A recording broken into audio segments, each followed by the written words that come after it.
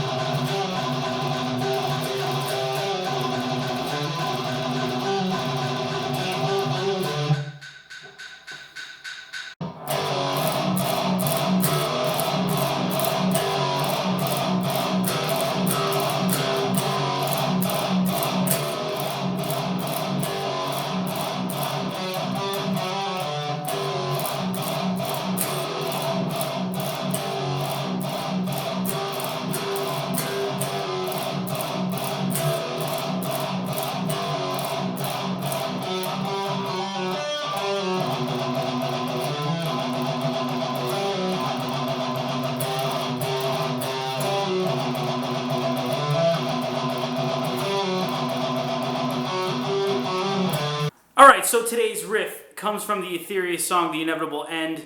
It starts around the 2-minute mark, and there's two key elements to this riff that you really want to watch out for. So the first thing is you want to watch out for the power chord slides at start. So you're doing, you're sliding from G to F sharp for the first time, and then the second time you're sliding from D to E. So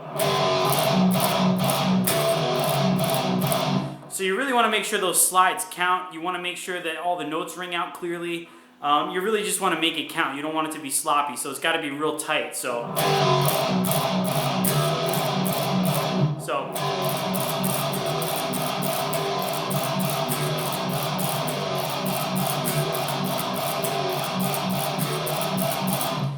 good practice is to use a metronome and just play that part, just loop it over and over again to really get the slides nice and clean and get them in time. The other element that we really want to watch out for are the triplets.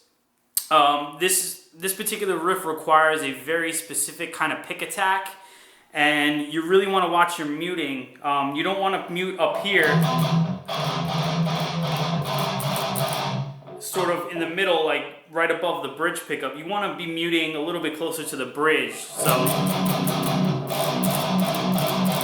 it just gets you a little bit of a tighter sound. So this is what it sounds like, muting a little bit above the bridge, a little bit above the bridge pickup. So it sounds like this, as opposed to muting at the bridge, which is what you want to do. So, which brings me to my next point. It's very important the type of pick that you use for this riff. I tend to use a little bit sharper picks when I'm tracking rhythm guitars in the studio. For this riff, I'm using a Dunlop Tortex .88. Not quite as sharp as like the real sharp ones, but this is sharp enough where you're going to get a nice attack. So you really want to practice those triplets. Practice it with a metronome. Start off slow and make sure you're nice and even, everything's nice and tight. You want to make sure all the notes count. So again, it's...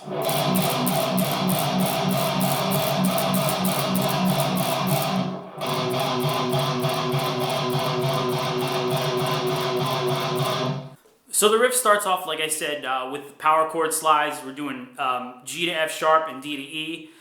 So that first riff goes like this.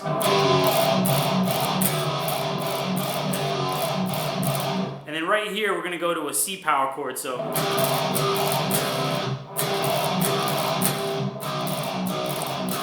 the rhythm is... So again...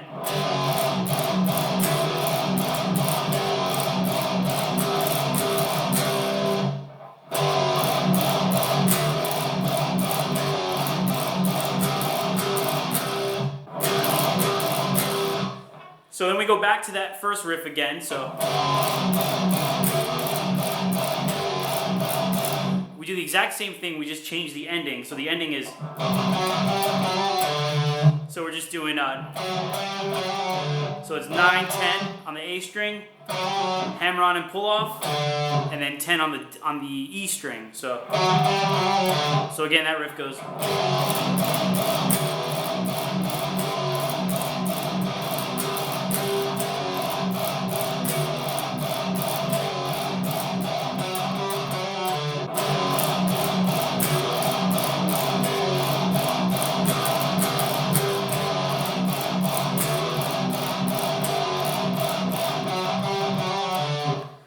So again, that whole thing repeats, that whole sequence the exact same way.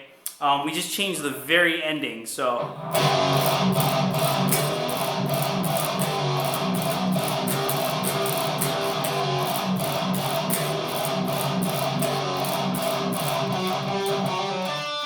instead of doing and ending there 10th fret on the E, we're doing, so we're ending on the D, that D note an octave higher, so 12th fret on the D string. So that brings us to the next riff, which is really the first riff played an octave higher.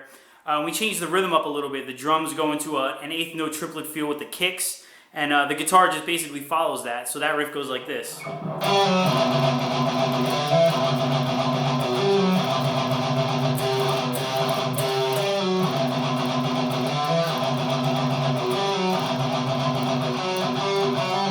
So same thing, same notes again. It's just like I said, everything's played an octave higher.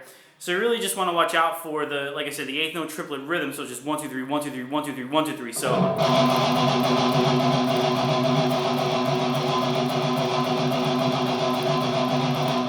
a good exercise is to practice just that with a metronome. And then once you're comfortable with that, once you can get it up to speed, add the notes in.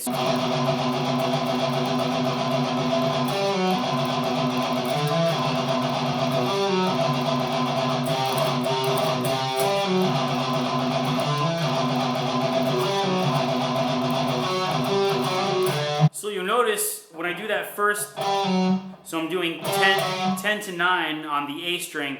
So I hit that with a downstroke. When I go to the D to E, so the 10 to 12 on the high E, I actually hit that with an upstroke and do a hammer on. So it's upstroke. So it's down, up again. So again, you just want to watch out for that. If you try to play that with a downstroke, it's going to screw up your rhythm because you're going down, up, down on the 8th note triplets. So you want to make sure you hit an upstroke with those last two. So again, slowly, it goes like this. Up, up, down, up. So I'm doing... So I'm starting that with an upstroke as well. So, and that's it.